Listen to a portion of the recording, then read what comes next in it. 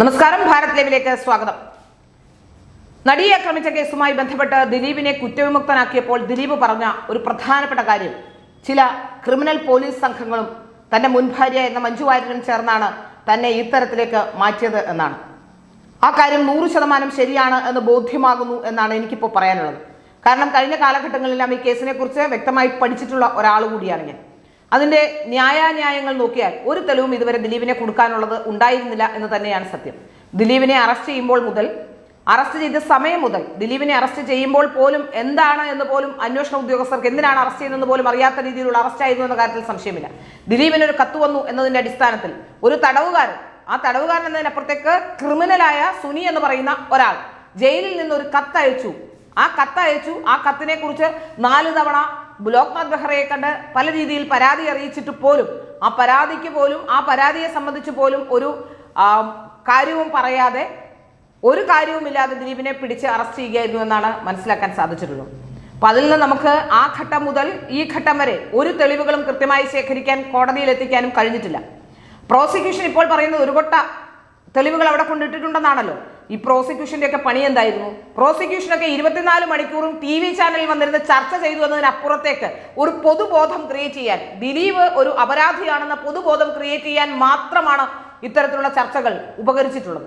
പക്ഷെ അതും ഇപ്പോൾ ആൾക്കാർക്ക് മനസ്സിലായി തുടങ്ങിയിരിക്കുന്നു, ഇതിലെ പ്രത്യേക താല്പര്യം മനസ്സിലായി തുടങ്ങിയിരിക്കുന്നു. ഏതായാലും ദിലീപ് ഇപ്പോൾ നിയമ നടപടിയുമായി മുന്നോട്ട് പോകുന്നു എന്നാണ് മനസ്സിലാക്കാൻ സാധിക്കുന്നത്. ഇന്നലെ ദിലീപ് ദി ഹിന്ദുവിന് നൽകിയ അഭിമുഖത്തിൽ താൻ നിയമ നടപടിയുമായി മുന്നോട്ട് പോകുന്നു എന്നാണ് പറഞ്ഞിട്ടുള്ളത്. അതായത് ഇതിന്റെ പിന്നിലെ ഗൂഢാലോചന അന്വേഷിക്കണം എന്ന ആവശ്യം ദിലീപ് മുന്നോട്ട് വെക്കുന്നു എന്നാണ് മനസ്സിലാക്കാൻ സാധിക്കുന്നത്. തീർച്ചയായും ഒരു വലിയ ഗൂഢാലോചന ഉണ്ട് എന്ന് തന്നെയാണ്. അതിൽ മാധ്യമങ്ങൾ അടക്കമുള്ളവർ ഉണ്ട് എന്ന കാര്യത്തിൽ ഒരു സംശയമില്ല. കാരണം ചില മാധ്യമ പ്രവർത്തകരുടെ അമിതാവേശം ഈ വിഷയത്തിലെ അത് തന്നെ ബോധ്യമാകുന്നതാണ്. സാധാരണഗതിയിൽ മാധ്യമപ്രവർത്തകർ എപ്പോഴും പോലീസുകാർ പറയുന്നത് അതുപോലെ വിശ്വസിക്കുന്നവരല്ല. പോലീസ് പറഞ്ഞു തരുന്ന കാര്യങ്ങളിൽ എന്തെങ്കിലും പ്രശ്നങ്ങളുണ്ടെങ്കിൽ, അല്ലെങ്കിൽ പോലീസിൽ നിന്ന് കിട്ടുന്ന വാർത്തകളിൽ എന്തെങ്കിലും പ്രശ്നമുണ്ടെങ്കിൽ, സാധാരണ ജനങ്ങൾക്ക് പോലീസുകാരിൽ ഏതെങ്കിലും തരത്തിലുള്ള അട്രോസിറ്റി ഉണ്ടായിട്ടുണ്ടെങ്കിൽ അതിന് എതിര് നിൽക്കുന്നവരാണ്. പക്ഷേ ഈ ഒരു കാര്യത്തിൽ മാത്രം കേരളത്തിലെ ഈ അന്വേഷണ സംഘം, ഈ SIT, ഈ കേസുമായി ബന്ധപ്പെട്ടുള്ള അന്വേഷണ സംഘം പറഞ്ഞിട്ടുള്ള ആ മുഴുവൻ കാര്യങ്ങളും അവർക്ക് വേണ്ടി പണിയെടുക്കുകയായിരുന്നു കേരളത്തിലെ മാധ്യമങ്ങൾ. അതിന് കാരണം ഒരു ചാനൽ ഉണ്ടാക്കിയ വലിയ പ്രകമ്പനമാണെന്ന് നമുക്കറിയാം. സാധാരണഗതിയിൽ ഇപ്പോൾ വലിയ മത്സരത്തിന്റെ കാലഘട്ടമാണ്. ഒരു ചാനൽ എന്തെങ്കിലും പറഞ്ഞു പോയാൽ റേറ്റിംഗിൽ താഴെ പോകുന്നു എന്നുള്ളത് കൊണ്ട്, പ്രത്യേകിച്ച് ദിലീപിന്റെ വിഷയം, മറ്റൊരു നടി ഉൾപ്പെട്ട വിഷയമൊക്കെ ആകുമ്പോൾ തീർച്ചയായും ആൾക്കാർ കൂടുതൽ കാണും. പ്രത്യേകിച്ച് ഏതെങ്കിലും തരത്തിലുള്ള ഇല്ലാ കഥകളും ഏതെങ്കിലും തരത്തിലുള്ള മറ്റ് കഥകളുമൊക്കെ പറഞ്ഞു കഴിഞ്ഞാലാണ് സാധാരണഗതിയിൽ ആൾക്കാർ കൂടുതൽ കാണുക. അപ്പോൾ അത്തരത്തിലുള്ള കഥകൾ പറയുന്നത് കൊണ്ടും ഇത്തരത്തിൽ കഥകൾ മെനയുന്നത് കൊണ്ടും ആ ചാനൽ കൂടുതൽ കാണുമ്പോൾ മറ്റുള്ള ചാനലുകാർക്ക് പുറകെ പോകേണ്ടി വരും. ആ അവസ്ഥയിലാണ് കേരളത്തിലെ മാധ്യമരംഗം വളരെ മലീമസപ്പെട്ടുകരിക്കുന്നു എന്ന കാര്യത്തിൽ ഒരു സംശയമില്ല. ഒരു കാര്യത്തിന്റെയും മറിച്ച് നോക്കാതെ ഈ കേസിൽ ആദ്യം മുതൽ, ഈ കേസിന്റെ ഫുൾ കേസ് ഡയറി ഒന്ന് പഠിച്ചു കഴിഞ്ഞാൽ ആദ്യം മുതൽ ഈ ഘട്ടം വരെ ഒരു തെളിവുകളും ഇല്ല എന്ന് ബോധ്യമാവുകയാണ്. സുപ്രീം കോടതി വരെ പോയിട്ടുള്ള ഒരു കേസിൽ ഒരിക്കലും ഒരു ജഡ്ജി ഒരു കോടതിയിലിരുന്ന് തൻ്റെ ഇഷ്ടപ്രകാരം ഒരു ന്യായവുമില്ലാത്ത ഒരു വിധി പുറപ്പെടുവിക്കുമെന്ന് ചിന്തിക്കാനേ കഴിയില്ല. കാരണം ആർക്കാണ് അത്തരത്തിലൊരു നിലപാടിലേക്ക് പോകാൻ കഴിയുക? ഏതെങ്കിലും ഒരു കൃത്യമായ തെളിവുണ്ടെങ്കിൽ ആ കൃത്യമായ തെളിവ് വെച്ച് ശിക്ഷിക്കാവുന്നതേ ഉള്ളൂ. എന്തൊക്കെ തരത്തിലുള്ള പ്രകമ്പനങ്ങളാണ് കേരളത്തിൽ കുറെ ചർച്ച തൊഴിലാളികൾ ഉണ്ടാക്കിയത്. അഭിഭാഷകരടക്കമുള്ളവർ വന്നിരുന്നു കൊണ്ട് അഭിഭാഷകർ പല കാര്യങ്ങളും പറയുന്നു. എനിക്ക് മനസ്സിലായത് ഈ കേസിലെ പ്രോസിക്യൂട്ടർ തന്നെ ആദ്യം ദിലീപിന്റെ അഭിഭാഷകനാകാൻ താല്പര്യം പ്രകടിപ്പിച്ചുകൊണ്ട് ദിലീപിന് വേണ്ടി സംസാരിക്കാം ചാനലുകൾ എന്നൊക്കെ പറഞ്ഞു വന്നിരുന്ന ആളാണെന്നാണ് ഞാൻ മനസ്സിലാക്കുന്നത്. അപ്പോൾ അതൊന്നും നടക്കാതെ വന്നപ്പോഴാണ് അടുത്ത കേസിൽ പ്രോസിക്യൂട്ടറായി അങ്ങോട്ട് ചരിഞ്ഞതെന്നാണ് മനസ്സിലാക്കാൻ സാധിക്കുന്നത്. ഏതായാലും ഒരു കാര്യം വ്യക്തമാവുകയാണ്, ഈ കേസിൽ ദിലീപ് നിയമ നടപടിയുമായി പോകുമ്പോൾ ഇതിലൊരു കൃത്യമായ അന്വേഷണം ഉണ്ടാകാനുള്ള സാധ്യതകൾ ഉണ്ട് എന്ന കാര്യത്തിൽ സംശയമില്ല. കാരണം കേരളത്തിലെ പൊതുസമൂഹത്തിന് മനസ്സിലായിട്ടില്ലെങ്കിലും കേരളത്തിലെ സർക്കാരിന് ഇതുമൊക്കെ മനസ്സിലായിട്ടുണ്ട്. ഇന്ന് സജി ചെറിയാന്റെ രാവിലെയുള്ള പ്രതികരണങ്ങളൊക്കെ അതിൽ നിന്ന് മനസ്സിലാക്കാൻ സാധിക്കുന്നുണ്ട്. നടിക്ക് നീതി ലഭ്യമായിട്ടുണ്ട് എന്നുള്ളതാണ്. പിന്നെ ഗൂഢാലോചന കേസുമായി ബന്ധപ്പെട്ടാണല്ലോ സർക്കാരിന് ആരെയും ഗൂഢാലോചന കേസിൽ പ്രതിയാക്കണമെന്ന് താല്പര്യമില്ല എന്ന് പറയുമ്പോൾ കേരളത്തിലെ സർക്കാരിന് ഇത് മനസ്സിലായിട്ടുണ്ട്. ഈ ഇടപെടലുകളാണ് സന്ധ്യയ്ക്ക് DGP പദം ലഭിക്കാതെ പോയത് എന്ന തരത്തിലുള്ള ചർച്ചകളും സജീവമാണ്. പ്രത്യേകിച്ച് അന്വേഷണ ഉദ്യോഗസ്ഥയെ കുറിച്ച് പറഞ്ഞാൽ പല കേസുകളിലും ഇവരുടെ ഇടപെടലുകൾ സംശയാസ്പദമാണ്. നമുക്ക് അറിയാം, ഗംഗേശാനന്ദസ്വാമിയുമായി ബന്ധപ്പെട്ട കാര്യം നമുക്കറിയാം. ഗംഗേശാനന്ദയെ തീർക്കാൻ കച്ച കെട്ടി ഇറങ്ങി ആ ചട്ടമ്പി സ്വാമി സ്മാരകത്തിന്റെ അടുത്തെ സ്ഥലം കൈക്കലാക്കാനുള്ള ശ്രമം നടത്തിയതൊക്കെ നമുക്ക് അറിയാവുന്ന കാര്യമാണ്. അപ്പോൾ ഗംഗേശാനന്ദസ്വാമിയുടെ കേസിലും ഇത് തന്നെയാണ് സംഭവിച്ചിട്ടുള്ളത്. ഇത് മാത്രമല്ല, ഒരു NIT പഠിച്ച ഇന്ദു എന്ന് പറയുന്ന പെൺകുട്ടിയുടെ മരണവുമായി ബന്ധപ്പെട്ട് ആ കേസിലും ഇതുപോലെ തന്നെ അനാവശ്യമായ താല്പര്യങ്ങൾ ഇവർ പ്രകടിപ്പിച്ചിരുന്നു എന്ന വാർത്ത വരുന്നുണ്ട്. ജിഷ കൊലക്കേസുമായി ബന്ധപ്പെട്ട് അനാവശ്യ ഇടപെടലുകൾ ഇവർ നടത്തിയിരുന്നു എന്ന കാര്യത്തിൽ ഇപ്പോഴും തർക്കം നടക്കുന്നുണ്ട്. നമുക്ക് മനസ്സിലാക്കാൻ സാധിക്കുന്നത് ഈ അന്വേഷണ ഉദ്യോഗസ്ഥ തന്റെ കരിയറിലുടനീളം ഇത്തരത്തിലുള്ള പല കാര്യങ്ങളും ചെയ്തിരുന്ന ആളാണ് എന്നാണ് വ്യക്തമാകുന്നത്.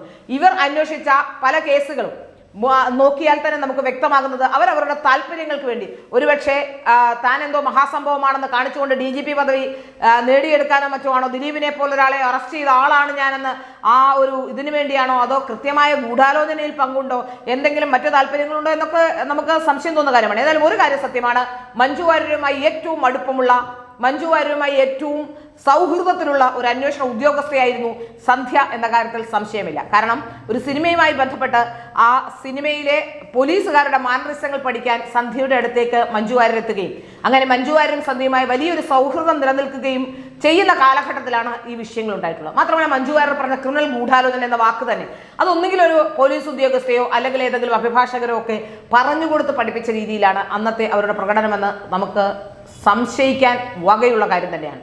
ഇതിൽ നിന്നൊക്കെ നമുക്ക് മനസ്സിലാക്കാൻ സാധിക്കുന്ന വളരെ മാന്യമായ ഒരു മുഖംമൂടി ധരിച്ചുകൊണ്ട് മറ്റുള്ളവരുടെ മുന്നിൽ നല്ല ആളാണ് എന്ന ഒരു നാട്യം വരുത്തിക്കൊണ്ട്, താൻ തന്റെ ഭർത്താവിനെ ഒന്നും പറയുന്നില്ല എന്ന നാട്യം വരുത്തിക്കൊണ്ട് അവർ ഈ വിഷയത്തിൽ ഏതെങ്കിലും തരത്തിലുള്ള ഇടപെടൽ നടത്തിയിട്ടുണ്ടോ എന്ന് യാതൊരു വിധത്തിലും ജനങ്ങൾ സംശയിച്ചാൽ അതിനെ കുറ്റം പറയാൻ കഴിയില്ല.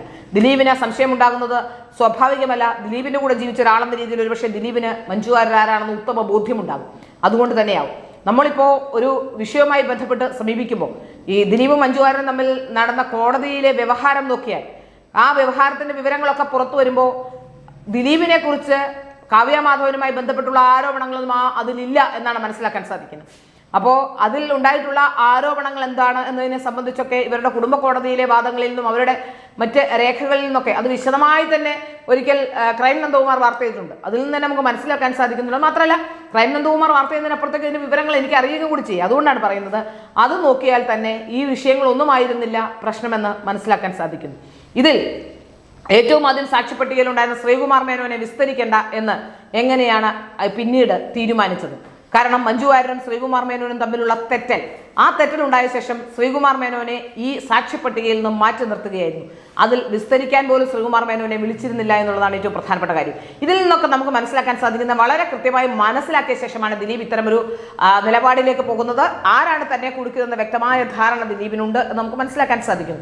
ഇതിൽ അതുപോലെ തന്നെ സംവിധായകൻ ലാലിന്റെ ഇടപെടലിനെ സംബന്ധിച്ച് പല തർക്കങ്ങൾ ഇപ്പോൾ നിലനിൽക്കുന്നുണ്ട്. കാരണം സംവിധായകൻ ലാലിന്റെ സിനിമയ്ക്ക് ഷൂട്ട് ചെയ്യാനെന്ന് പറഞ്ഞുകൊണ്ട് ലാലിന്റെ മകനയച്ച വണ്ടിയിലാണ് ഈ നടി വന്നത്, ആക്രമിക്കപ്പെട്ട നടി വന്നത്. അപ്പോൾ ലാലിന്റെ വീട്ടിലേക്കാണ് അവസാനം അവർ എത്തുന്നത്. അവരുടെ ലാൽ മീഡിയയിലേക്കാണ് അത് ഡബ്ബിങ്ങിനാണ് എന്ന് പറഞ്ഞുകൊണ്ട് വരുന്നത്. ഇതൊക്കെ അവർ ദിലീപിന് പറഞ്ഞു കൊടുത്തിരുന്നോ? ഇല്ലല്ലോ. അപ്പൊ ഇതിൽ നമുക്ക് മനസ്സിലാക്കാൻ സാധിക്കുന്നത് ഇവിടെ എവിടെയൊക്കെയോ ചില ഗൂഢാലോചനകൾ കൃത്യമായി തന്നെ നടന്നിട്ടുണ്ട്. ആ ഗൂഢാലോചനയുടെ ഇരയാണ് അതിൽ ചില പോലീസ് ഓഫീസർമാരുമുണ്ട് എന്ന്, ക്രിമിനൽ പോലീസ് സംഘമുണ്ട് എന്ന് ദിലീപ് പറയുന്നതിനെ ഒരുപക്ഷെ നമുക്ക് കാലക്രമേണ അംഗീകരിക്കേണ്ടി വരും എന്നാണ് തോന്നുന്നത്.